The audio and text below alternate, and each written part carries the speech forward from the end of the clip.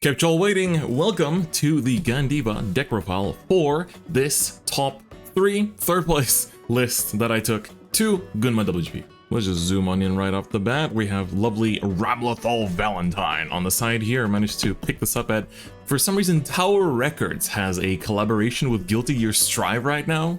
And I don't really play Strive that much as I like Guilty Gear as a series, but I really like RAM, so I was like, you know what, I'll pick it up. But anyway, today, as I told you guys before, I'll be showing off my deck list for Gandeeva from the third place that I took in Gunma WGP. If you want to know how the tournament went itself and why I took this deck, you can watch the previous video I made about this tournament. Please check that out. I go over all the detail there. If I put all this into one video, it would be a bit too long, so I do appreciate you guys checking that one out as well.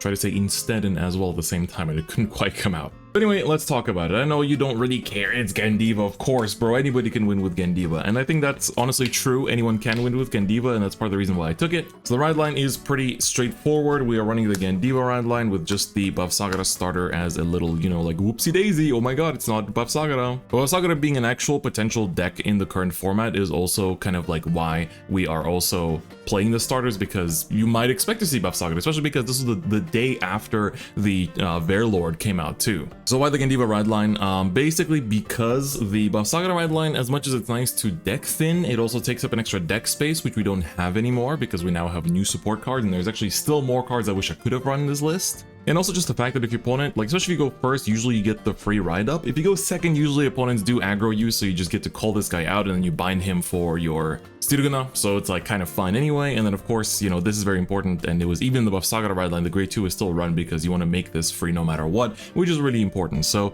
that way we also don't need to run as many counter chargers, and there it's less important too. I'll talk about Gandeeva itself in a second when we get to Gandeeva itself as a persona ride target. So of course, the 3 extra copies of Gandeeva. I'll zoom in even more, I guess. We'll go full up front here. So Gandeeva, if you don't know what it does, it has 3 effects, and the first one is every time your opponent's rearguard is retired, you get to bind one of your cards in the drop zone face down. And then the second effect is continuous. During your turn, for every card in your bind zone that is face down, your front row units all get +2k power, and if you have 5 or more, it gets an extra critical. Your goal with this deck, of course, is on turn 3 to get to that 5 in order to get that critical threat. Because if you don't, you're basically kind of, you know, your opponent's gonna no guard and you're gonna just force to like extend the game a little bit, because by getting to that extra crit on turn 3, that means that you're already making your opponent guard more and also waste PGs potentially early, which means that the game's gonna end faster because they're gonna run out of defensive cards for your bigger scaling turns, because of course this scaling continues. You keep binding and retiring all the time.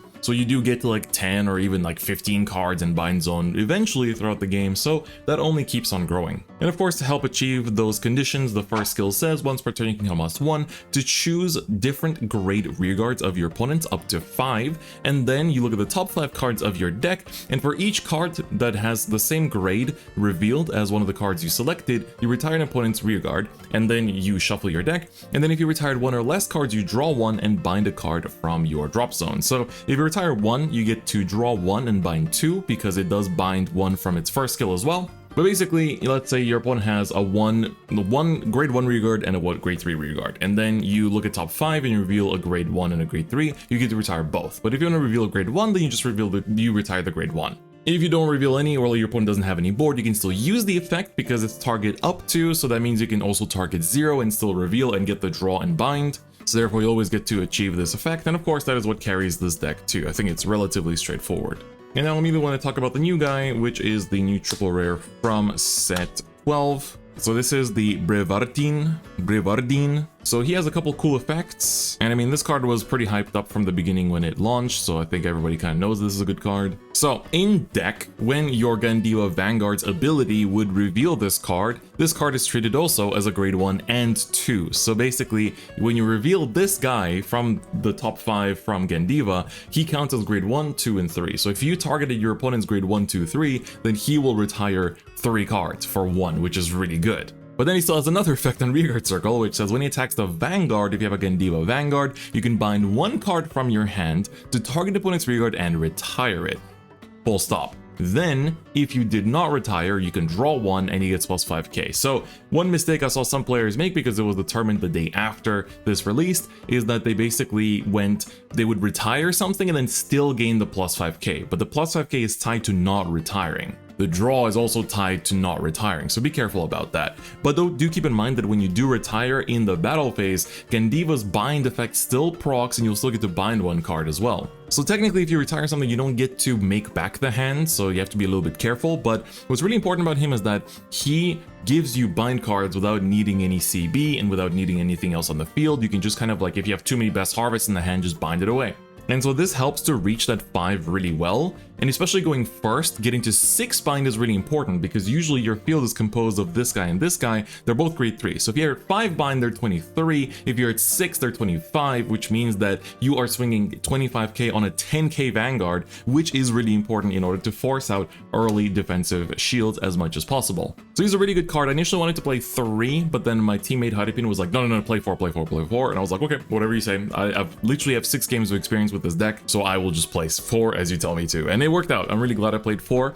There is one card I really want to play, but I'll talk about why after I explain this card, of course, which is Uruguen. This is the first time I'm actually doing a deck profile for Gandeeva, so I guess it's actually kind of worth to talk about everything in detail. I did do that like crash course guide way back, but I guess this is the first time we're really looking at it in depth. So when he's placed on rear, if you have a Gandeeva Vanguard, you can soul boss 1 and bind one of your other rear guards face down in order to choose an opponent's rear guard and retire it. If you did not retire, you draw 1 and choose a card from your drop and bind it face down. So basically this is the best card in the deck in my opinion, because this gives you 2 binds in 1 card. All the other cards give you 1 usually. So you basically get to bind a rear, and then either you retire something and you bind 1 more from Gandeeva's effect, or you don't retire and you bind 1 more from his own effect. So he equals to 2 binds always. And that's really good because you can basically call him, bind one of your other rears, and call another one and bind himself. So you just keep like rebinding themselves. And that way you can get to 5 or 6 bind really consistently on turn 3. So he's a very important card to have. And that's why, of course, we are running him at 4. I think if this card got restricted, it would really tank Gandeeva as a deck in general.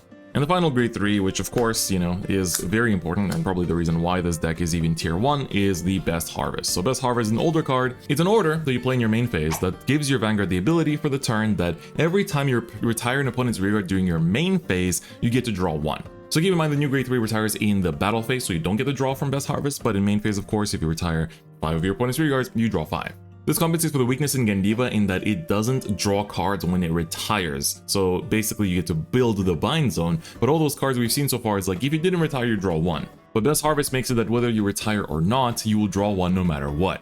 So for that reason, this card is really good, and it's very important for the deck too. You can also play 4, but honestly I don't really have space. And there is another order I really want to play that I didn't realize I wanted to play like at the time, which is Forbidal. Forbidal is the Regulus piece from the Festival Booster that essentially allows you to call 2 different grade 3s from your deck.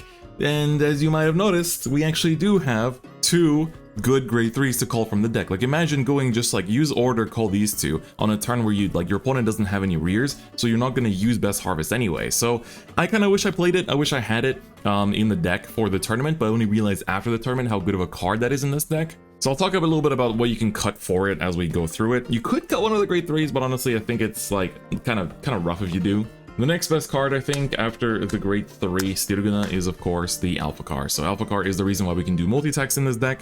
So basically, when your Gandeeva Vanguard attacks, if your opponent's Vanguard is grade 3 or greater, you can almost 1 and bind it face down to look at the top 5 cards of your deck, and then choose a grade 3 or lower unit card from among them, call it to rear, and shuffle your deck. This basically means you can swing with 2 of these. Your Vanguard swings, you CB1, bind 1, call something, use the other one, CB1, bind 1, call another thing, and because you're adding to the bind zone, your power is also increasing because of Gandeeva's continuous effect. So very simple, just a good multi-attacking card you have to play for. It is super important, and it is one of our few grade 2s in the deck as well. The other one that I think is still very important is the Brachial Force. This is a common from way back in set 3. Brachial Force says when attack hits anything, you get to retire it to draw 1 and retire an opponent's rearguard. So this means that you can swing this at rearguard while on the Gandeeva Vanguard in order to retire the thing that it attacks into and then draw a card, and then also retire an extra card from this effect. And Gandeeva sees both of those, which means you get 2 binds from it, which is very strong. On top of that, just it's your only early game card. Everything else is tied to having Gandeeva Vanguard, so you don't really want to call them. Whereas with Brachial Force, you actually get to aggro early and push the face a little bit, which is really nice. And also gets you a bit of card draw. Like if you're missing Best Harvest, this will help you draw into it early, which I think is also pretty nice. But do be careful in the mirror match. That's where I messed up, is that I kind of called it in the mirror match early, and then I was like, oops, I'm not supposed to do that. And that kind of showed my inexperience with the deck. And the final grade 2 we have is the Uruguen. So Uruguen, we're playing as a 3 of, usually it's a 4. And you can kind of cut it down to 2 as well, because the CB you want to be using this deck is basically just for Gandeeva and Alphacar for the most part. And I would play the Forbidol instead of this, honestly, as a one-of. He says when it's placed on rear, if you have a Gandeeva Vanguard, you can blast 1, retire an opponent's rear guard, and if you didn't retire, then you get to draw 1 and bind a card from your draw best face down. So it's just the same thing as the Stirguna, just that it costs a CB and you don't bind your own rear, so that's kind of like the missing factor. And then the 1 copy of the Bosen. Bosen is a countercharger in this deck, which I think is obviously very good, but normally you'd be used to seeing this on like 2 or 3 copies. Why am I running it at 1? Well, if you've been keeping track of the Japanese meta, running Bosen at 1 has been pretty common. You only really use the CC in late game because you only really counterblast for Gandeeva early and like for the Uruguen if you really need to get to the 5.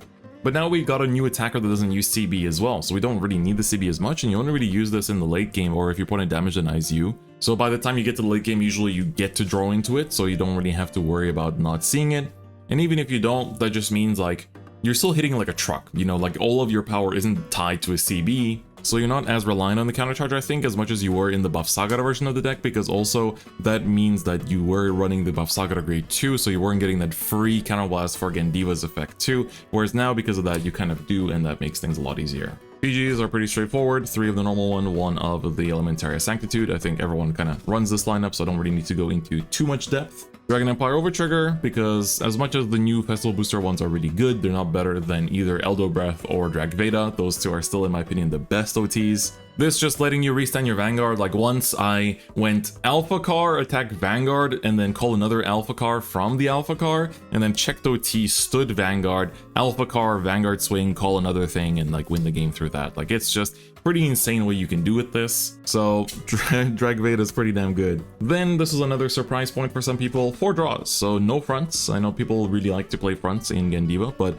unfortunately people know how to play against Gandeeva now. And also when you don't draw Best Harvest, you need to draw cards somehow. So this definitely helps, and also against quite a few decks in the meta like Minerva, the 10k shield does feel pretty good. The fronts are obviously cool, but I feel like it helps to have the draws, and I'm even running 4 because you already have enough pressure with Gandeeva on its own. The big numbers and the self crit that it has is honestly enough. So 7 crits is quite just fine too. So yes, I think draws currently are just kind of correct because people know how to play against Gandeeva, and sometimes you just don't have the hand, or like your hand is big but it's just like super clunked up.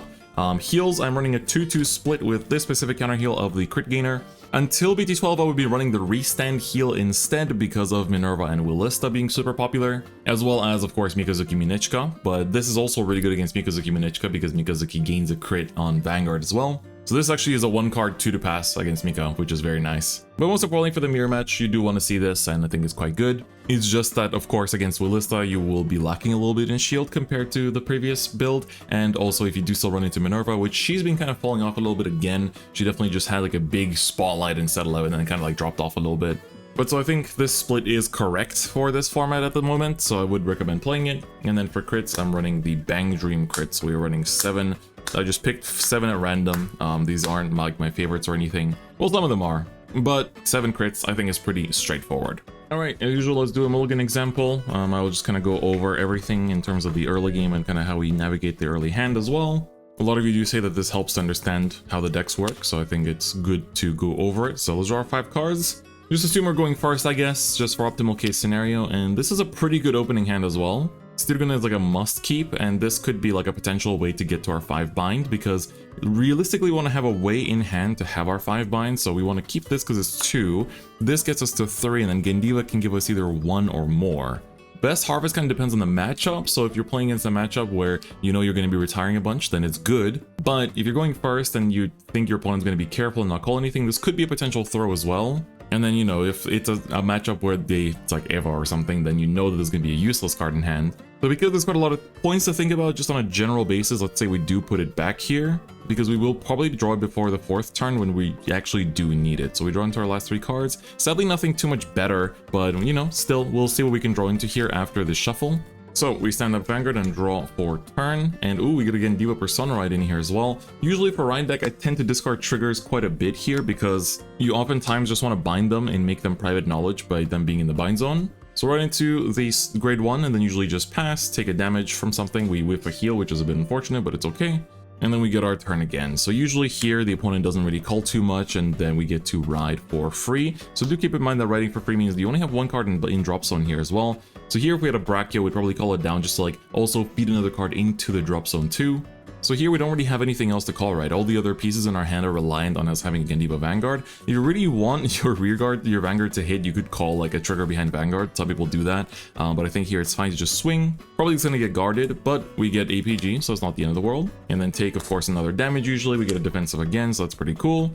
And let's say we do guard a second attack just to have cards in the drop zone to actually bind for things. And then we're gonna ride up this time around, drawing into another card. And again, it's a trigger. And again, like this hand is like pretty hard to ditch. You could ditch one of your PGs depending on the matchup here. But let's just say we're gonna ditch the trigger because we're gonna draw cards from our opponent not having any rear guards. So here we're gonna ride into Gandeeva. And at this point, you wanna first use the Gandeeva effect for free. And then, you know, whether you retire something or not doesn't really matter. So we're gonna look at top 5. You do have to reveal it. So in case you have an OT, your opponent can check that. But we do have the new guys that retires everything if they do have something. But at the very least, you know, we do get, let's say, the draw one, bind one from Gandeeva's effect in here.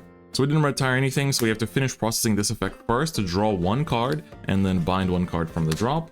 And then we can kind of continue on. So we'll call the Uruguen to use one of our 2 available counterblast here to, let's say, not retire anything. So we draw 1 and bind 1 from drops. We're going to bind another critical. So now we're at 2. And here we're actually kind of struggling to find... Sorry, I realized I should probably put my camera away. This will probably help a little bit. So here we're kind of struggling to get to the 5. We only have 2 cards in bind zone. So we're going to use, of course, the effect of the Stirguna to bind this dude. And then we get to draw 1 and bind 1. So we don't draw into another way to bind stuff. So actually don't get to the 5 here, which is pretty unfortunate. So we're going to be just at 4. And keep in mind that Alphacar cannot be used if you're going first. Of course, in my previous 5 video, I definitely did that misplay. So here we're going to just have to like pass on the 4, right? So we're going to be able to swing with the Gandeeva. No crit on it, so we're probably going to get no guarded. And we check. Would have been nice to find this in hand earlier because it would have gotten us to 5.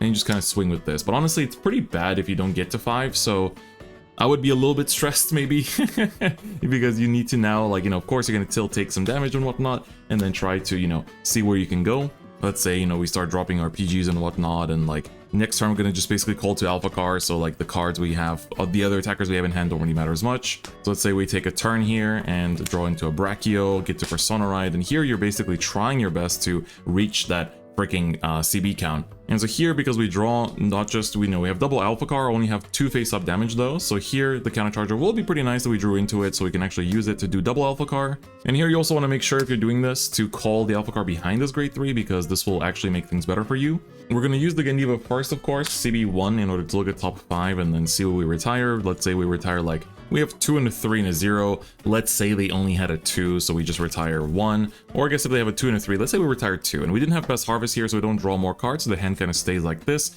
So we don't get to draw anything, but we get to bind 2 cards from the drop, so we're going to bind the triggers. And this now puts us, I always like to layer my bind zone like this. So once I have 5, I like stack them, and then I just put the others in different directions. So I have 6 now. So let's say this is going to swing for 35. And this is going to swing for 40, I believe, because it is 22 on its own, 32 with a Persona, plus 8, so 40. And then when we swing with a Gandeeva, we want to process it like this. So we're going to use the countercharger first, because, you know, we want to use both Alphacars. And then you want to use this Alphacar to open up this slot, because the reason why we process it like this is because if you top deck a Stirguna off this top 5, you can still bind this Stirguna with that on place, and then use this Alphacar to not have to overcall here. So that's very important. So we're going to look at top 5 here.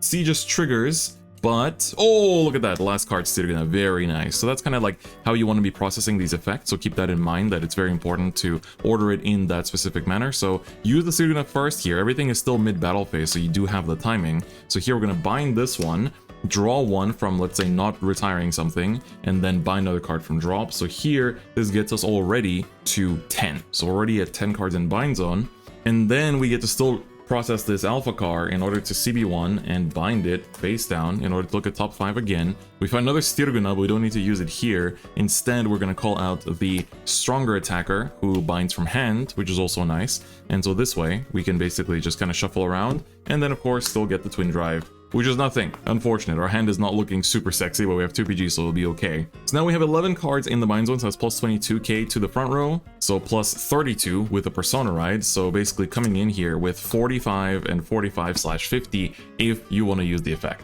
And that's just kind of how this deck wants to move, right? You have to really think about how you process your effects and how, like, the sequencing you do. How much CB your opponent gives you, of course, is also very important as well, because that kind of determines how much Alphacar you can use. You don't want to use too much Alphacar, just keep that in mind. Like, the Alphacar is your only multi-attacker, so if you burn through all of them in the first, like, you know, turn 3 and 4 going second, that means you lose a lot of your threat late game. So even though we went for double Alphacar here, it's like, was it correct? You know, we're on Persona Ride, so it is correct actually. But if you're not on Persona Ride, that's a different question, because then you could be getting way more effort and power out of it on a Persona Ride turn instead. So do keep that in mind when you play this deck. Alright, so to finish up, I want to just answer some of the questions I had in the comments regarding the tournament itself. So one question was about the mindset for the Mulligans, going first versus going second. I think going first, you generally speaking, like as you saw, you can afford to lose things like the best harvest, depending on the matchup, if you already know it beforehand. And I think it's also just like you are so focused on getting to 3, Alphacar doesn't really matter going first either because you can't use it. So you just need to get to 5 by no matter what.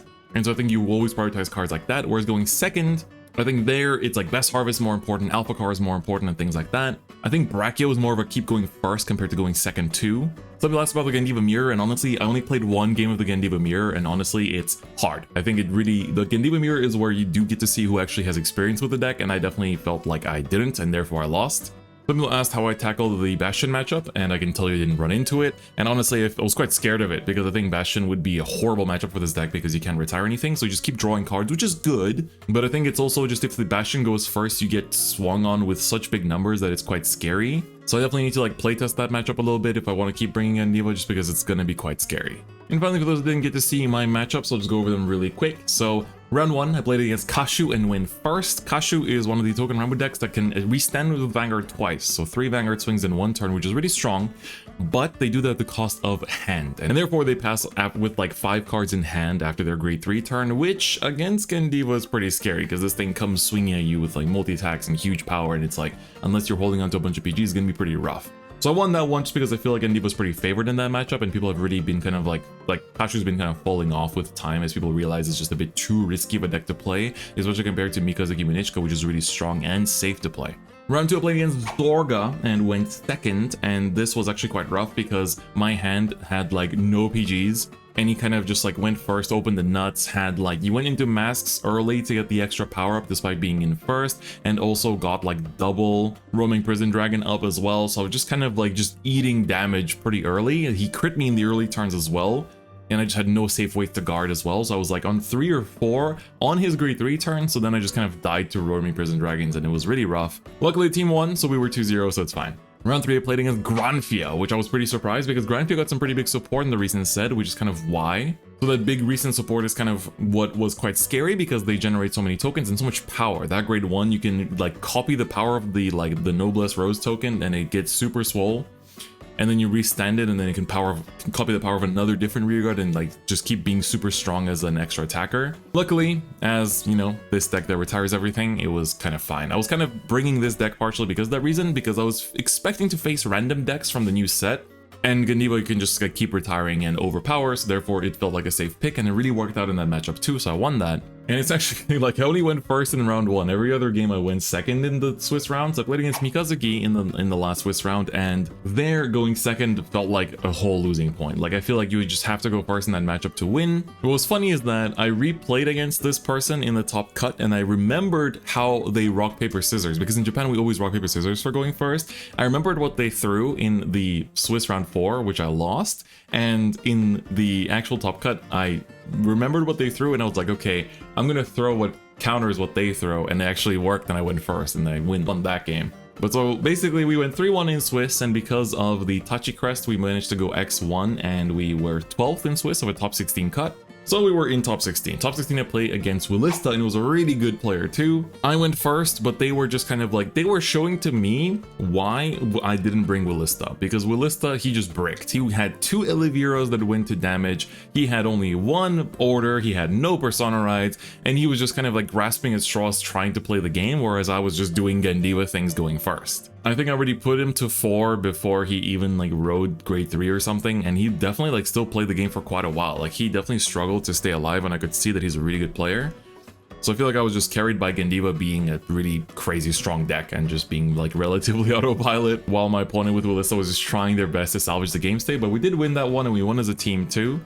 And so in top 8, I had the rematch from round 4, and that's where I did the read on the rock, paper, scissors, went first, and just basically the difference between going first and second in this matchup is so huge because there he was struggling, couldn't do anything, just like how I was struggling, couldn't do anything when I went second in our round 4. So won that one, we were in top 4, and that's where I played against Gandeeva mirror match for the first time and misplayed because I looked at my hand when I was on grade 3 Gandeeva, and I look at it and I see this card, which I thought, or I look at my hand and it kind of like, you know, I look through my hand and I kind of see this, and for some reason I thought my best harvest was actually Uruguen, and therefore I was like, okay, let me use Gandeeva first and then I'll call my Uruguen after that to build up the binds on. And then I look at my hand again after using Gandeeva and I'm like, that wasn't Uruguen, that was best harvest, and I just missed out on 2 draws, and therefore I lost because of that, because I didn't have enough cards in hand to guard the next turn, and therefore died, because my opponent crit me early, I was on 4, and just couldn't do anything. I also went second in that matchup, so it's like, going first of course is super favored, and going second, like I called a Brachial on turn 2, which got like, didn't hit, so it got retired, and he like plussed from that, so it's like, so many misplays honestly in that matchup. I think I played the top 4 horribly, and it just went to show that like, I only have 6 games of experience with Gandeeva prior to this tournament, so it was just like, you know, what can I really expect? So I wish I put in more time with the deck, especially felt that in that matchup. And then the third place playoffs, my teammates had already won their game by the time that mine was even close to concluding. It was against Jet, I went first. It was actually a pretty good start, but unfortunately, if I remember correctly, he like 6 damage with heat or something like that, and then I just didn't have a chance to win after that. So I kind of looked at my teammates, I was like, oh, you guys both won. Oh, thank God. Okay, I don't have to worry about like somehow trying to get us third. So I lost that one. Jet matchup overall feels good. They are playing the new countercharge cat, which is pretty nice. So definitely want to experiment with Jet a little bit more as well, because I feel like it's still a very strong deck. But Gandeeva definitely carried me. Gandeeva, this deck carried me, and my lack of experience with it definitely showed in a lot of times. So I hope this helped. I hope these me kind of spacing out these videos, giving you time to ask questions, kind of helped as well. I know me topping with Gandeeva is not as exciting as me topping with Eva or other decks, and I'm still not sure what I'm going to be bringing for the next tournament, so I'm going to be experimenting quite a bit over these next few weeks to decide. I kind of want to challenge things as the, like, you know, diversity cut slot to try and think of maybe some more exciting decks to play, even if I, you know, because my record at the end of the day is 4-4. I feel like it's better off if somebody that can go 8-0 plays Gandeeva instead of me who, you know, plays it as 4-4. So I'm kind of thinking maybe playing something else. I'm still debating, maybe Orpheus, maybe Prison, maybe something completely different, who knows. But anyway, if you like this video, give it a like, and if you haven't already, please do subscribe. I'm trying to reach 100k and I need your support. And if you want access to some bonus content, consider becoming a YouTube channel member. I will eventually do a POV fight with this, but I'm actually at the time of uploading this on holiday, and I haven't recorded that video yet. So once I get back from holiday at the beginning of September, I will try to record that as soon as possible and upload it as soon as possible, so please do look forward to it. But otherwise, that's gonna be it for this video. Thank you so much for watching, and I'll see you guys next time. Bye bye.